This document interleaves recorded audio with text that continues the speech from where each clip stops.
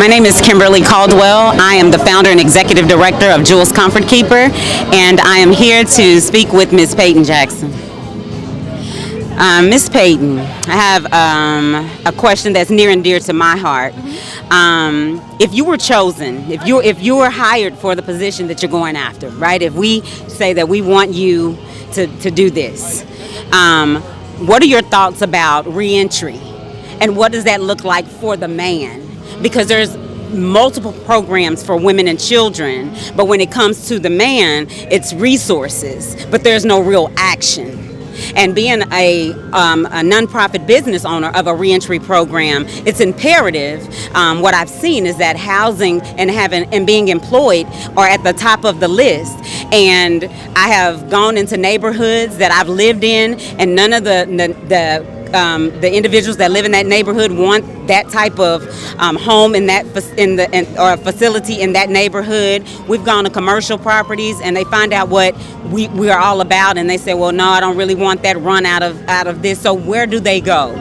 Because what happens is, if you don't help them, taxes are going to go up. Because why? We're going to send them back to prison. The recidivism rates are going to go through the roof. So my question is, what would you do when it comes to reentry? That was an amazing question. First, I want to say the system is set up like that for a reason. I'm sure you already know that. It benefits a lot of people, just not us. Mm-hmm. So one of the things that I would do, I wouldn't look for the resources. I would help the men create the resources. Now, I don't know if that looks like helping them get an LLC so their background isn't checked, building ground up, whether it's a facility that they personally own, or whether it's owned under an LLC, or getting someone else to come in, private investors to come in and make that move for us. Because I'm not looking for a handout from the state. I'm not looking for a handout from the city. I'm more so for self-sufficiency. So I'm a real estate investor myself. I will never leave real estate because I know the benefits of it, but more so because I'm a control freak. I don't like HOA or the lease office telling me what I can and can't do at my property. I don't need to pass a background check. I don't need to abide by your rules. And I think that our men, whether black, brown, white, any color, but specifically black, they need that freedom, not only to take control and step into their rightful place within the world, but their rightful place within our families. Specifically with Section 8 and public assistance, that resource, it broke up the black family. Absolutely. It broke up the black family hugely. And some of those practices are still going on. Like when I used to live with my mom, maybe 5 years ago, we couldn't have certain people in the house. When they came through and did their monthly inspections, which you don't really need those, their monthly inspections, they come in, they peep everything out. Whose shoes, whose boots are those for? So and the same thing that they're doing today, they did it back in the day. But the only change was when black people started to receive black public assistance is when those rules came into place. Those rules weren't in place when Section 8 started off. Section 8 started with white families. Those rules were not in place. So not only were the black men displaced, but they were pushed out. And not only to increase the property tax or to send them back to jail, but to maintain that cycle. It's cheap labor in prison. And we were just talking about victimless crimes. Felons are the only class of people that you can legally discriminate against. From voting to housing to public assistance to jury participation to even life insurance. So one of the first things that I want to do once I obtain office is decriminalize victimless felons. That's the first start. The second is to legalize marijuana. A lot of our people have been caught up in the drug war, and weed isn't hurting anyone. It's legal next door. Honestly, that is the only thing that I support taxing. That's the only thing that I support taxing. But we have to start somewhere when it comes to them coming home. How do we redirect them into a new behavior, a new lifestyle? Because although they've changed, if we continuously make lifestyles hard on them, like denying them housing, denying them the right to vote, denying them life insurance, simple things, basic human rights, it just sends them right back into the trap. So, yes, that's my plan. I plan to not only decriminalize victimless felons, but how did you get here? Yeah. And most of the time it's drugs. Yeah. So if it's a victimless crime, I mean, come on. Right. Should they have to spend the rest of their lives being looked down on? I mean, every time they go and they apply for a job, they have, once they check that box, it's over. Yeah. It is over. That discrimination, it starts right there. Even when they say we do it on a case-by-case basis, they're already blackballed. There's no Exactly. case by or a case. You understand? I have helped over 500 men to date since I started, and I see a cycle of individuals that come to me and they're, Miss Kim, nobody cares, and the system don't care, and if I don't do this, they don't, they're gonna lock me back up. And I think, sending them home with a bus ticket and $50 or $100, It's not enough. and then you have them report the following Monday, they don't have enough. And so you say, well, you got to pay these fees. Well, we're going to put you on a 24-hour hold, and let's see how we work this out. Because it's never been about reconditioning, restoring, rehabbing. It's never been about that. It's all about the almighty dollar. And I hope, my hope and my prayer is that someone like you, Payton Jackson, is in office so that we can have someone that we can look up to and know that you're going to do the work, not just talk the talk, but actually walk this thing out. And I'm rooting for you. I am rooting for you on so many levels. So thank you. Thank you, thank you, thank you. Reentry is a big part of who I am. I give. And I give and I give, and I'll serve until I die in that area, in that arena, because I know that what a man does in a moment, it doesn't define his life, it defines the moment. And if we keep sending him back to that place, then how do you expect him to get over it? It's like re-traumatizing him. You understand? Yes, he did it. He's paid his dues to society. Leave him alone.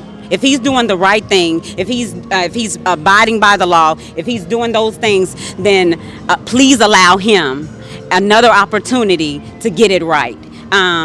Reentry, I'll say it and I'll say it again. It is imperative that it starts with leadership, and attitude reflects leadership. So when you see things going haywire, that means that those at the top need to get it right. So, have you heard about Michelle Alexander? I have not. Oh my God. I didn't know what all fellas went through until I did my research on her. Okay. I love her. She wrote The New Jim Crow. Okay. Read it. Okay. You have to read it. It changed my life.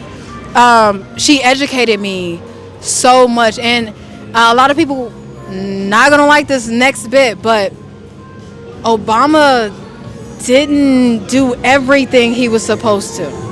I know a lot of people don't want to hear that, but Obama didn't do everything that he was supposed to. Two things that he didn't do. One, he did not have a black agenda. He did not support reparations, because if he did, he could have done an executive order. But number two, everybody knows that Obama smoked weed. Everybody knows that Obama smoked weed. And while he could have legalized it, he could have also decriminalized it. So I'm going to be completely honest, because it's probably going to come out anyway. I've smoked weed. I've smoked weed. So that could have easily have been me. So when I tell you, I promise you, not only will I advocate for the legalization of weed, I will introduce a bill to decriminalize the victimless felons. If there was no victim in your crime, especially if it was just drug related, it's time to come back to the table and talk about some things, because it's ridiculous. And talking about drugs, right? Yeah. When someone goes to prison because they are an addict, right? And yes, they may have done some criminal acts. Do we send them to prison for 40 years? If I'm addicted to cocaine or crack or heroin or whatever the drug of choice, do I send them to prison, or do I send them to mandatory rehab? Should the rehabilitation be mandatory when it comes to actually reforming the man? Sending them to prison, putting them in a cage, and telling them, wake up at 4 to go eat, wake up at 2 to go eat, stay in your cell, get up, go wash, go do these things. But really what he needs is we need to get down to the root of the trauma as to why he's probably using whatever drug of choice. And so I would like to know, what are your thoughts about that? What are your thoughts about individuals that are actually addicts, that yes, they've done some criminal thing, but it's predicated off of the addiction. Drug, right? I think that exactly what you said. We should be more focused on rehab than imprisonment. But the problem with imprisonment, it benefits. That's cheap labor. That's free labor. One thing, but I'm more so focused on how do we prevent our youth from recreating history. Absolutely. I'll tell you what made me say, oh, I can't smoke that. I can't drink that. I got to get ready to speak. When I found out what my passion was or what my passion is, it made me say, oh, I can't smoke that. I got to get ready to speak. I can't drink that. I got to get ready to speak. We're not into finding the passions of these kids. We're worried about A squared plus B squared equals C squared. We waste our time in schools. We need to be trade focused and, hey, little Timmy, what's your passion? What's your gift? Just take a guess and we'll explore it. Absolutely. But if we're so focused on memorization and standardized testing, we don't have time to figure out what Timmy or Tamika's gift is. We don't have time to do that. We're forcing our children to go to private schools. Yes. There's no choice in education anymore. Like, our rights are being slowly removed. And I believe, Ms. Jackson, I've followed you for quite some time, and I believe that you are the difference maker. I believe that you go against the grain. And that is what we need. We need some individuals to walk out what they talk. Talk is cheap, and it's costly for those of us that pay taxes, such as myself, such as yourself, yes. and those that we know, right? So, thank you. Thank you. I From needed the bottom that. of my heart. Yeah. Thank you. Thank you so much for coming. Yes, my name is Kentu Sankara. I live in Fort Worth, and the question I have for you, Miss Jackson, is what are your plans to bring more jobs to the development in Fort Worth? Like, what is your plan? Your plan of action to bring more jobs to the area? So that's a tricky question because there are already a lot of jobs coming to Fort Worth specifically. But my main goal is to make sure those jobs that are coming in provide a livable wage, so our residents don't have to pick up a side job. So anything under $50,000 or $60,000 isn't livable in Fort Worth or in the DFW. And I came up with that number because it's aligned with the average rent price. So the average rental is $1,500. 15 times 3, because you need to make 3 times the amount of rent. That's $4,500 a month, and that turns out to be $50,000 a year. So my main focus is making sure that any new businesses that come inside of the city or the Metroplex actually pay a livable wage. Okay. So it's not about the quantity, but the quality. Do you have any particular jobs in mind any particular industry that you would like to come? Not a particular industry, but I do not want industrial. I don't know if you are educated on what's going on in Echo Heights, but environmentally, we are under attack and nobody's talking about it. So I'm not against or for any specific industry. I'm more so focused on how many, not how many jobs, but how well the jobs pay, and making sure that our environment is safe and not detrimental. Okay, cool. Thank you. Hey, I'm about to deal. Hello, I'm Akeisha. Some of you may know me for doing things in the community through More Net Worth or through my Amoris Crown hair accessory and jewelry company. But tonight I'm out here showing support for our very special Miss Payton Jackson. I did have a few questions for you. I wanted to know, with you being as young and fresh and innovative as you are, what can people who are supporting you and those who may not be supporting you, what can they look forward to seeing from you and your campaign and your support? What can we look to see done in the community? I love your question because I've gotten so much pushback from my age simply due to my age. They don't want to talk about the issues that we face in the community. So I am 27 years young.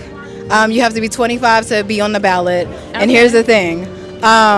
In a day and age where the president can't walk up a flight of stairs, right, and Mitch McConnell can't answer a simple question. What I bring to the district and to politics in general is common sense and a fresh face. Right. So one of the things that I want to do is work with our youth because, I mean, they are our future. And when I tell you, you inspired me with your pageant. So I want to do something like that, but with the prime directive of real estate investing. Right. I want to push real estate investing on our kids because, I mean, to take control of your biggest expense, I mean, that's the most important thing, right? That way we That's set half the battle. Right. It's more than half of the battle. So if we can get them educated on real estate laws, real estate investing, and then landlordship, actually pushing passive income, I think that's the most important thing because you don't have to work for a living. Right. You have to work for a lifestyle. Right. And we want them to enjoy life. We want them to build that financial stability and know that there's more to life than going to work, coming home, going to work, coming home, because that's what a lot of our parents and their parents grew up doing, and we're trying to change it up because we want generational wealth for our community and those people the children that look like us. Right. So yeah, that's just You are absolutely right. I think a lot of people can be inspired by the fact that you are so young. I see it as bravery, the fact that you are able to, make those steps and strides and have a voice in a place where we're not typically heard. So I hope, I know that more than just myself is inspired and that more young people get out there and, like I said, display that bravery to kind of shake some things up, ruffle up some feathers, because if we do what we've always done, we're going to get what we've always gotten. So she took the words right out of my mouth. We're going to have to start, switch up our footwork so that we're able to make and reach those goals that our potential. We want to reach our potential. So I think that a lot of people, they get blinded by your age or you being young, and they don't see the potential and the positivity that we can have over the youth and our young people in our communities. Yes. One of the things that I plan to bring to attention is the fact that I graduated in 2015, which was almost 10 years ago. Almost 10 years. Almost, not quite that. 8 years ago. But I'm one of the youngest people that you probably know of that can give you feedback on what I learned in high school and why that was so useless. I mean, honestly, we don't even learn about taxes, let alone corporate taxation, which is one of the things that I want to push. One of the things that I hate that we didn't learn about is actually managing our money, how to make our money work for us. Yes. That's something that we had to, for me personally, something I had to find out about once I got older and I started living, and I started wondering, like, why is this so hard? Why don't I have the skills or, the knowledge that I need to not just make ends meet, but to live a good life, a flourishing life, a fulfilling life, so. But you do know that A squared plus B squared equals C squared. Yes, I do. I know the Pythagorean theorem. Yeah. Look, I mastered all of those concepts, but like you said. When was the last time you used it, though? Probably when I was maybe tutoring someone or, No, when's the last time you used it in life? No, I have never used it in life. Oh, my God. When's the last time you filed taxes? I actually started working on my taxes for upcoming year. Okay, so you're planning. I'm planning. I'm trying to be proactive with my. You have to. Tax planning is year round. Right. And like you said, we don't learn about that. But what I've learned is it's something worth putting your time and your effort into learning more about, because we can't get away from it. It's no avoiding it unless, of course, we have people like yourself who a certified accountant that's running for office that can give you the tax sheets. Yeah. That's right. I mean, and that's why I'm doing this. I know the tax code and I know what it takes not only to build wealth but to maintain it, because if you don't know the tax code, if you don't know someone that knows the tax code and knows what they're doing, you're not going to keep your money. And that's why I say no tax it with Jackson. That's right. So, I mean, thank you so much. Thank you. It was a pleasure. It was all mine. Always. I love you. This is William Jackson here with Payton Jackson, and I have a couple questions. Okay. What's your goal this election? My goal this election is to win, but my goal while I'm in office is to reconstruct what we do in school, how we spend our time in school, because I think it's a waste of time. Outside of basic math and reading, what we learn in school is a waste of time. Okay. That's good. That's good response. Good response. What about taxes? So my slogan is "No taxing with Jackson." I highly disapprove of property taxes or taxation in general. But I also know that we need taxes, but not as much as we give. There's a lot of frivolous spending that we do on a local, regional, and federal level. And I want to take a look at that, minimize it, and then decrease and cap property tax rates. Okay. Good response. Good response. Good response. Okay. Well, I greatly appreciate you having this conversation with me, Miss Jackson. Of course. Yeah, I appreciate your time. Most definitely. Thank you. No problem.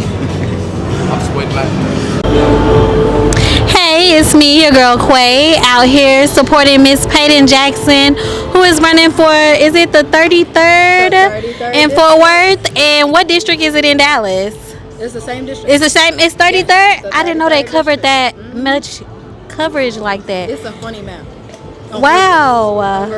Oh, wow. That's funny. So anyways, I just wanted to ask you a couple of questions about your campaign and what it is that you're out here, why we're out here supporting you. And my very first question is, what do you think is going to be your most impactful statement piece to your campaign? So what's going to make the biggest impact in my eyes is the reconstruction of high school, the school system. I truly believe that outside of basic math and reading, what we learn in school is a waste of time. Right now, I'm not sure about Dallas, but right now in Fort Worth, we're behind in the reading scores. Oh, yeah. But if we stop arguing about who's telling the truth in history class, or can we set aside sciences for a while, we may be able to catch up if we just prioritize. Outside of basic math and reading, it's a waste of time. And for example, when's the last time you used a squared plus b squared equals c squared? Never. We just needed to memorize that. But yeah, that's the biggest statement piece that I have on my end. Oh, wow. Yes. Yes. What made you go for that? What was the the straw pull for you to make you go after the education system? Well, once I graduated, I realized that none of what we learned in high school was actually useful in day-to-day life. Like, for instance, you graduate high school knowing that a squared plus b squared equals c squared, but we don't know how to do our taxes. So that's one of the things that we need to fix. I mean, because we're penalized if we don't do our taxes, right? We don't know anything about credit, financial statements, or anything that's useful, anything about mental health. Although we preach that as adults, we don't even talk about it in school. So I think that's, I know that that's one of the things that we need to change. Definitely reconstructing the school system. And so I feel like you're a very fresh face to the district, to what you're running for in your campaign. You're a very fresh face, very young, gorgeous, of course. Gorgeous. But what do you think has been the biggest rattler for your counterparts? The biggest rattler, the biggest one, either it's one or two. The fact that I'm running as a Republican and I'm black, but not only black, but I'm pro-black. So that's number one. The second one is my age. Yeah. People are so hung up on my age for whatever reason. They don't want to talk about the issues that we face here in the city or the Metroplex. They want to talk, oh, you're too young. Well, not according to the state of Texas. You only have to be 25. I'm 27. So I'm excited to hear about more of the issues that we face here in the DFW that I can't see, or expand dialogue on the issues that I've already brought to the surface. Oh, I love that. And I love how you're shaking things up. And it was actually a shock for me when I found out that you were running as a Republican, because most people would think that you would go the different route, so Democrat. So it was very surprising. What was the most the shocking factor behind it? But who do you think, if anyone, was most surprised by you putting that out there? I think the black community as a whole was mostly shocked. Not really sure why everybody assumed that I was a Democrat. I guess because I am pro-black, and there's not too many pro-black Republicans. Of course, we have black Republicans, but they're not really pro-black. But I don't follow traditions. I break traditions, especially traditions that don't really work for us. For whatever reason, a lot of black people think that Democrats are the saviors, and they are not. Because if Democrats were for black people, then we would at least see reparations, right? But we haven't, not even from the Democrat that is in office that I'll be unseating. A funny thing about that is a lot of people call themselves doing research on me the second I said that I was a Republican, but they won't do research on the incumbent or his administration, because if so, they would have noticed that he votes with Republicans 40 times this year alone. So it's a lot of ignorance going around, and I hope that we can resolve that before March 5th. But no matter which side, whether it's Republican or Democrat, at some point we have to wake up as a people, and not just black people, especially black people, but not just black people, the middle class especially, because they're selling you a dream. And one way out of that American trap, because it's not a dream, that one way out of the American trap is through real estate. We have to utilize the tax code as it is in order for them to change it. And that's the education that I want to bring, and that's more so a Republican thing, but so is reparations, but they don't want to hear that. Ooh, I love it, Miss Jackson. Can I call you Miss Jackson? That's what they call me. That's what they call me. That's what they call you, Miss Jackson. So, Miss Jackson, this whole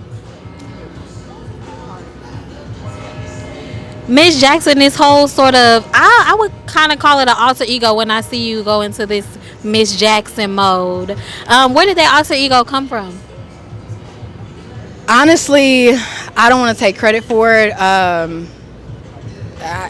Earlier this year, I realized that speaking was my passion. I don't want to be a politician. Speaking is my passion. And earlier this year, I realized that speaking was my passion only because when I speak, I am the only person in the room. I see nobody else. I zone out. Yeah.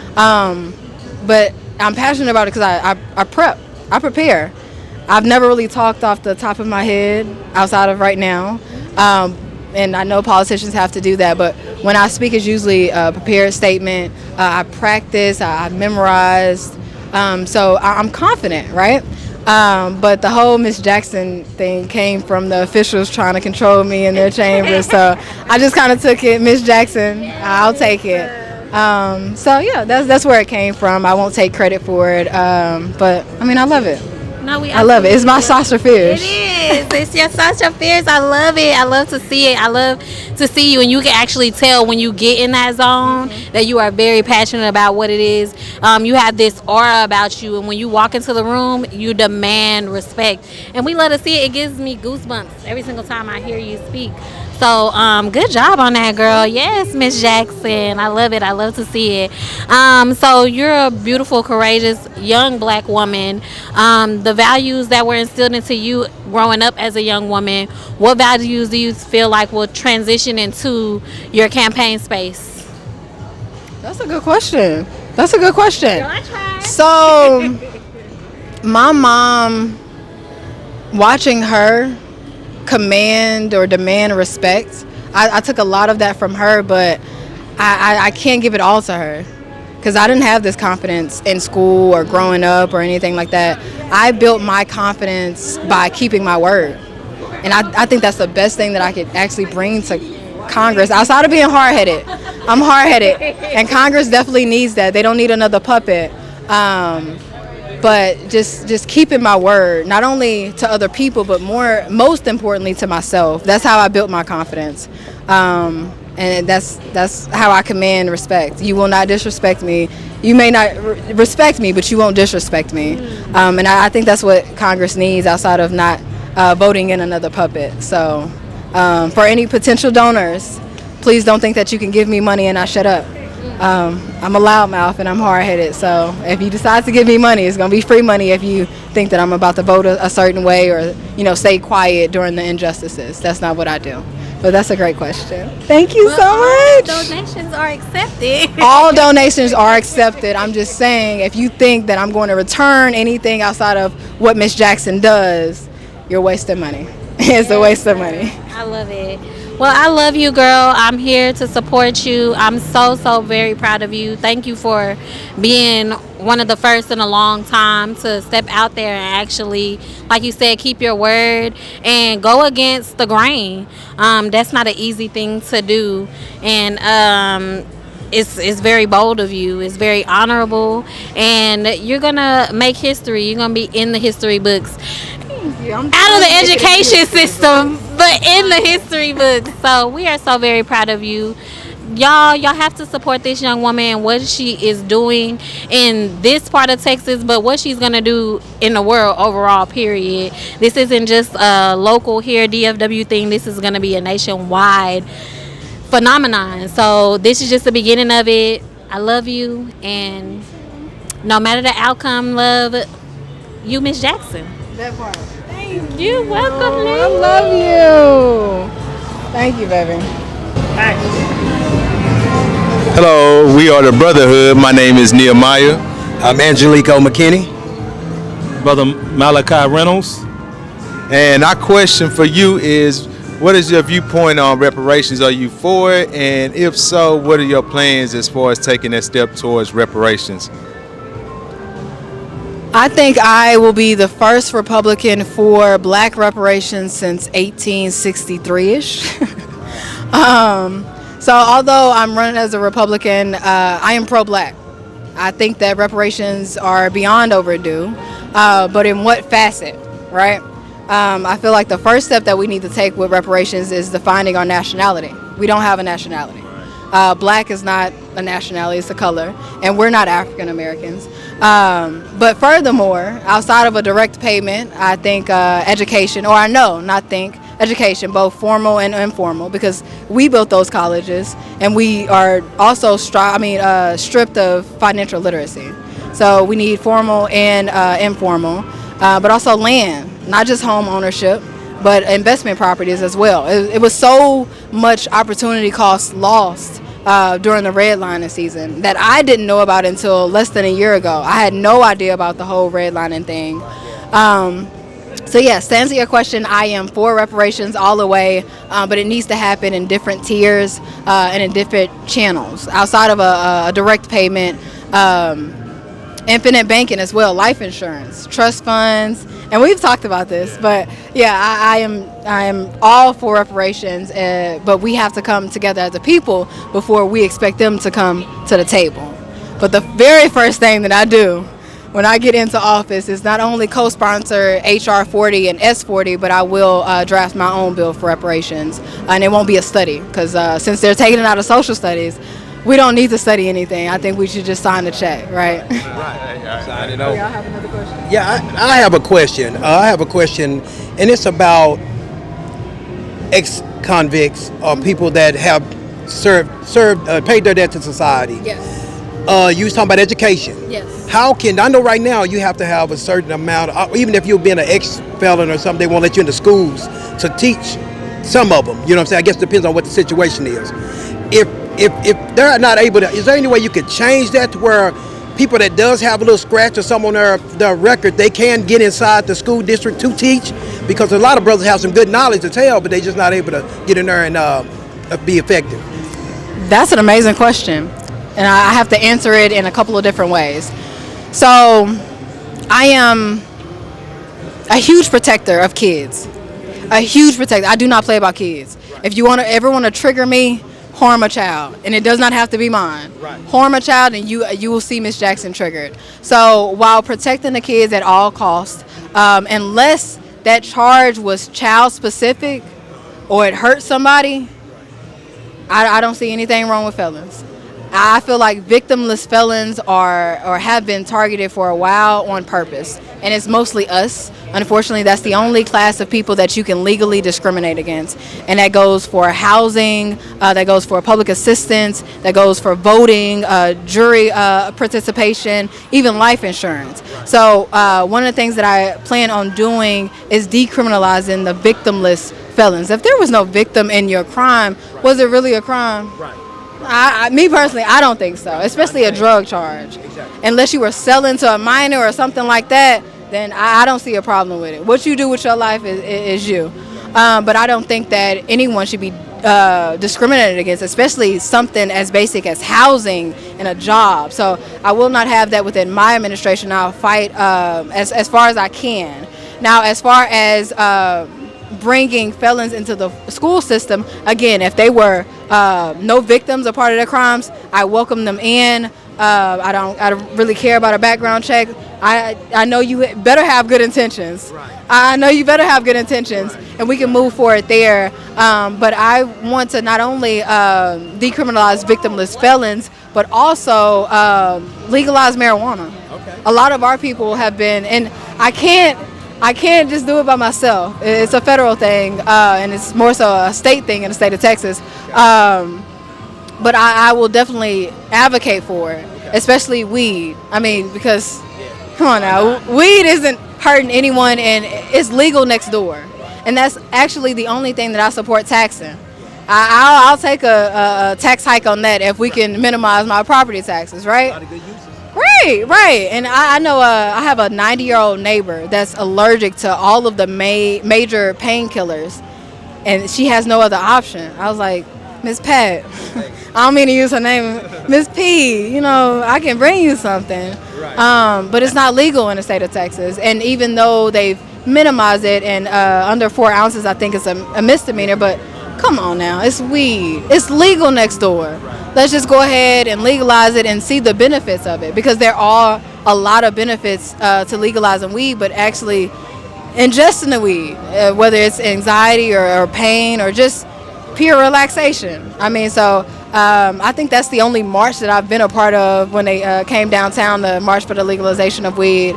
But yeah, right. So not only do I plan to decriminalize victimless felons, but we have to do the work to make sure that there aren't any more felonies issued for victimless crimes. Yeah.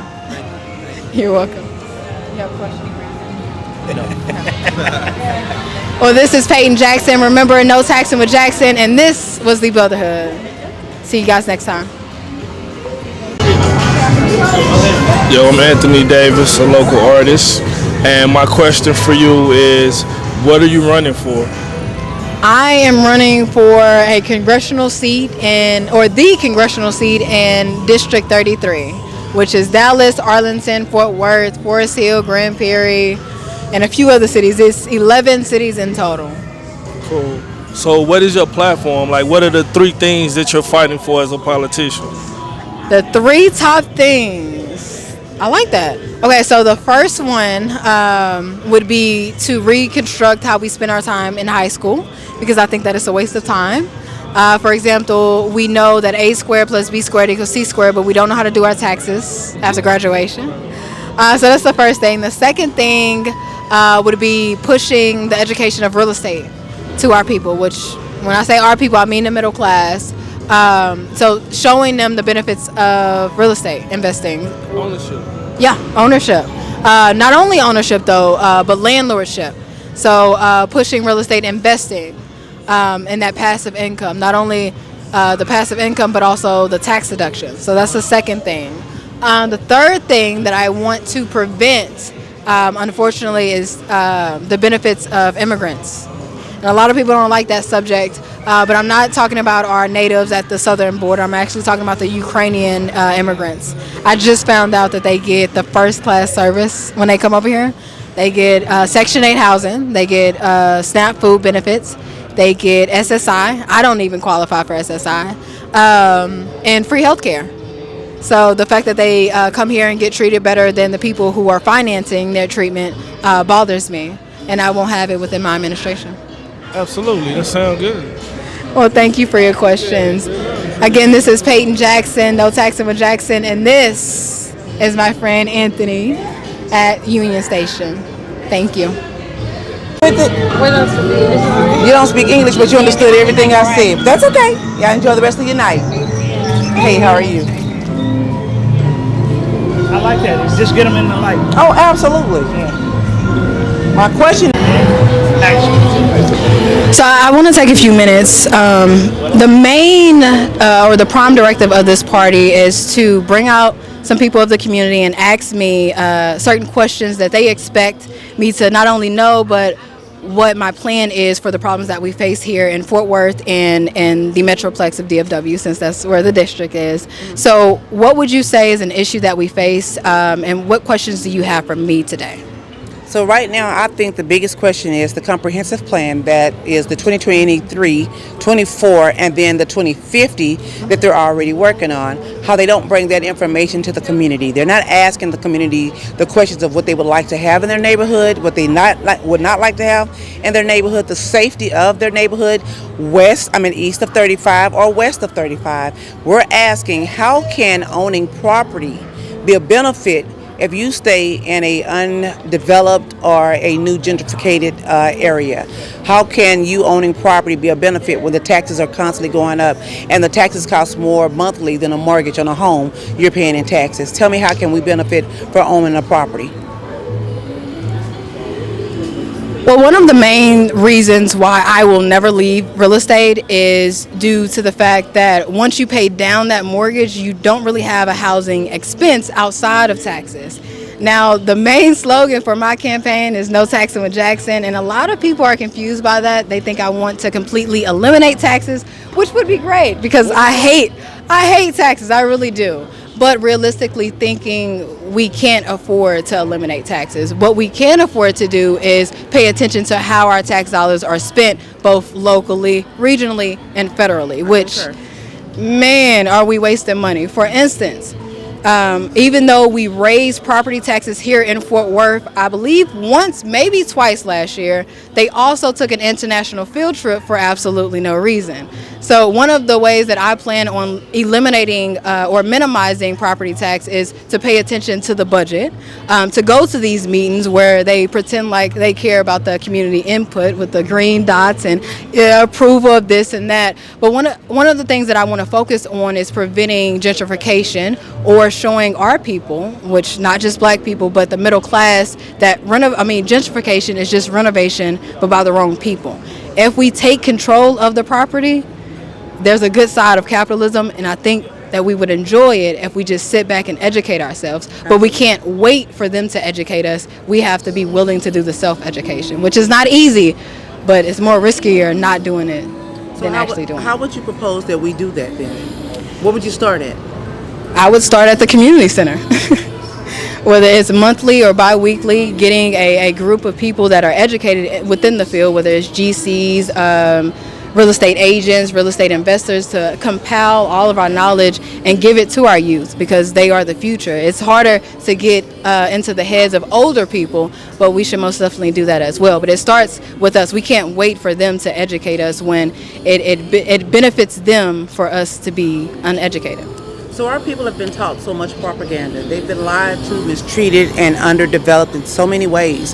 And so our community have a problem with not only trusting city officials, but also trusting our city people in control as it relates to officers and things like that. Our children don't even trust the teachers anymore. Parents don't trust the teachers. And so how would you regain the trust of the community to work with Congress in changing some laws and creating things that are actually beneficial for all people, not just people of color, but eventually even across the board? Right. So the ways that I would regain the trust is to encourage due diligence. So no matter if it's me or the mayor, the congressman or congresswoman, don't just go off what you hear. Actually do your due diligence. And I wish that we had people or leaders willing to lead before accepting a title. But I mean, we are well beyond the information age. So anything that I give you, you can look up and verify. So due diligence is my remedy for trust. So basically proactive before reactive. That part. Exactly. Okay. So even with all that being said, we have to get people out to want to vote, to know that their vote actually makes a difference. Our people have been told that it doesn't matter if they vote or not, nothing is going to change. So that's been told to them by mom, dad, granny, or whatever. But we have those people that actually walked and pushed to be able to vote. And so we have to figure out how to train our children and get them to understand the importance of voting for not only for them, but for their children's children to actually receive an adequate education, adequate housing, safe communities and things like that. So if they don't know how to get it with reading and being proactive as far as learning how to do different things in a great manner regarding learning how to count numbers. And real estate is one of the prime things that you can know throughout the city, because when you own property, you're in a different level than everybody else. Yeah. If you ever notice when people move in the community, people that are on housing, and I'm not knocking or putting down anyone that's on housing or they're receiving any type of benefits, they don't actually care about their property or the property that they're staying at because they don't have an investment in it. Right. So they don't pet the dog in the community because it's not their dog to pet. Right. They're there for a certain amount of time receiving a certain type of fund so they can be there. Right. And at any time they can release that right and move to a different location. Absolutely. But for those who are homeowners and we have investments, we're raising children, we're getting education, we're paying off a house to create a home for our families, for our children's children to be invested in, and for us to leave a genuine wealth or generation wealth to our children to be able to say they own something. One of the things I want to say is that, have you ever went to a friend's house and they had grandfather on the mantle, and people would say, well, who was that? Oh, that's my granddaddy. Why do you think granddaddy is sitting on the mantle? Because A, he either left a legacy, B, he left some money, or he left a property. So it's always been said that white folks die and they leave a will, black folks die and they leave a bill. And so with that being said, we want to change that statement as it relates to our culture. We're the only culture that spends money and owns nothing. Yep. We're the only culture that buys things, and we still haven't created anything. We haven't designed or no. Even with, if you're noticing with the artists now, they're all trying to gain back their masters. Yep. They did the work. It was their music. It was their voice. It was their sweat and tears. They didn't traveling. do the paperwork, though. Exactly. But they've learned. So you know better, you do better. Yep. And so now that they know owning their masters put them in a different category than those who don't, everyone is starting to learn to own their masters. Right. Our properties are considered masters. Our children are masters. Our marriages are masters. Our communities are masters. And when we know better, we do better. Amen. I couldn't have said it any better. Thank you so much. You are amazing. I love you. Okay, next. Hello, everyone. This is Payton Jackson. Remember, no taxing with Jackson. We are at the campaign announcement party in downtown Fort Worth. Thanks to Union Station. They were nice enough to allow us in tonight. So please come out and celebrate this new change that is not coming, but it's here. Remember, no taxing with Jackson. Please follow the campaign online. Again, no taxing with Jackson, and I'll see you soon. Good afternoon, everybody. This is your girl Tina James from the Stop 6 area of Fort Worth, the capital, and I'm here in support of Mrs. Payton Jackson. No reparations have been given as it relates to our culture and our people. I'm asking you, if you are not registered to vote, to vote. If you need to go to help in getting registered to vote, let us know. The best choice for our position would be Payton Jackson. You need to understand the reason why she's running.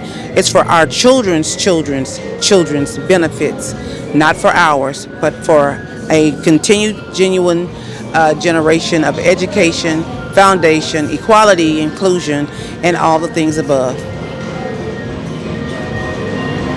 But if not, I can grab my QR code so you can follow the, thank you, the campaign online. Okay. But I'll be on your ballots in March. Wow, great. Sounds good. Yeah, we vote, so. Yay! Yay! Yes. I will definitely take a picture. That's the right one, right? Yeah. And it'll give you all of my social media. Ooh, okay. Yes. Well, thank you guys so much. And I just have a question. Yeah. Okay, got it. So since you're now going to be a registered voter, your first time voting, and you are a current voter, right? Yes. If you could change anything in Fort Worth, in Tarrant County, what would be the first thing you would be able to change? What would you like to change in Fort Worth? What I like to change? Yes. I mean, no question is a bad question. No answer. No. The thing that I see the most of is a lot of hate. You know, there's a lot of hate that goes around. That's everywhere, though. But, you know, people would just stop assuming certain things about other people. That'd be nice. You know? Right. Or if you could make one law, what would it be? One law? Ooh, that's a good one. don't get into politics with that one, but I don't know. I honestly don't know. I can't answer that because there's so many thoughts going on in the head right now. So you went to UTA. I'm going. she's going to. Okay. If you could make any law, what would it be? As someone who's like barely started working since high school, I would like livable wage. Yes. Because I mean, I'm very fortunate enough to live with my parents and rent free, but I know other people aren't, and they have to like skip out on school and all that just because part time or even full time it just isn't enough with their experience. Right, and a livable wage is something that I'll be talking about tonight. What would you say is a livable wage for the DFW? I know that the DFW area is a lot more expensive than where I'm from. So honestly, I'm not too sure, but I think anything above $15 an hour would be nice, if not exactly right there. Right. Yeah. So. Yeah, I said the exact same. Anything under $50,000 a year is not really livable. And that's aligned with the average rent price, which is $1,500. So in order to afford that, you need 3 times the amount. That's 45, which equals to about $50,000 a year. So you're right. You're right. What's your name again? Genevieve. My mom's name is Genevieve. Really? Yeah. I love that. I met like so many people's moms whose names were Genevieve. Really? Well, it was so nice to meet you guys. I'll give you back your time. But thank you so much and follow the campaign. To look at the information about Yes. it, read into it, and Please if you feel follow that she's us. the best fit for that vote, please do so. Thank you. All right, You guys have a great night. Thank you. How'd they go? It went great. Hey.